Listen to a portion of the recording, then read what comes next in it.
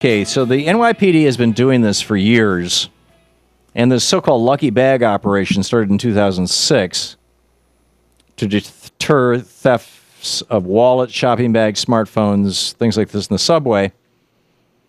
And, basically they behave in a sloppy fashion and let the thieves, do their thing. And I have a problem with it. I just have to say I have a problem with it. On the one hand, I also have a problem with the fact that I live in Washington D.C. and I know the statistics. Louise and I use the Metro. We haven't owned a car in 3 years, or since we moved here, and we use the Metro. And pretty much the number one crime that happens in the Metro is train comes. And if you're sitting there looking at your smartphone, somebody will grab it and hop on that train, and boom, they're gone. Or if you're on the train, they'll grab it, they'll hop off the train, and boom, they're gone. But whatever, it's like.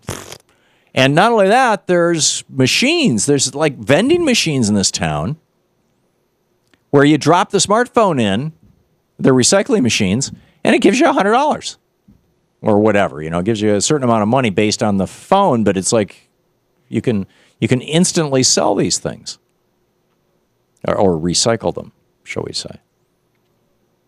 And so it's like quick cash. Now, I got a problem with both those things.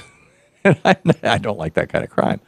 And the idea of, there being a police officer in every single car and all that kind of thing, I don't want to live in a hyper-militarized super police state.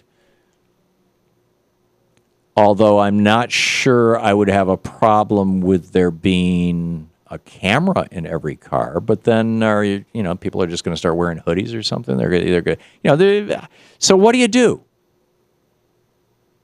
And is entrapment a reasonable and appropriate form of law enforcement?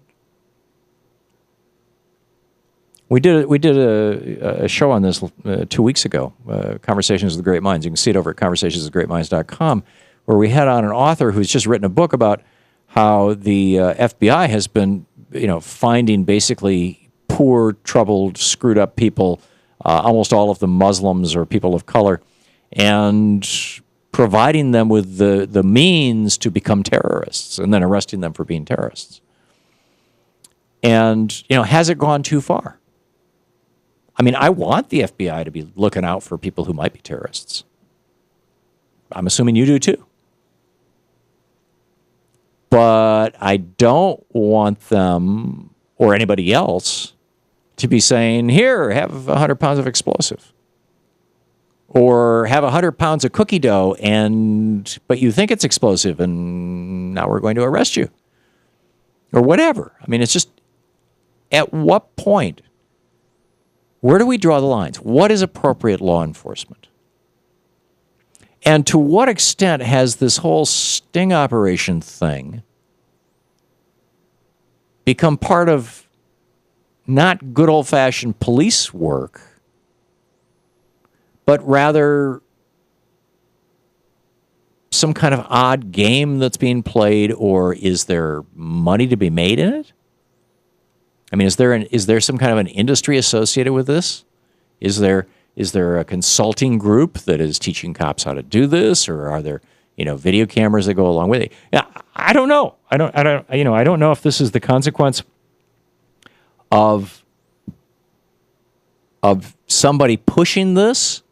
The way that private prisons are trying to get stricter, harsher sentencing guidelines, and so they can have more prisoners.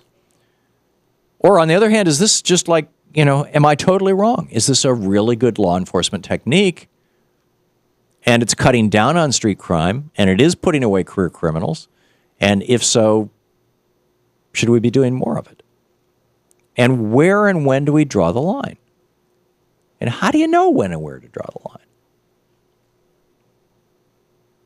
I mean, the theory is that it's not entrapment if the person was disposed to commit the crime anyway, and you simply provided them with the opportunity to commit the crime. In other words, you leave a car with the car keys in it on the street, and somebody hops in and turns the car on and drives away, steals the car. That's not entrapment because obviously they were inclined to steal a car.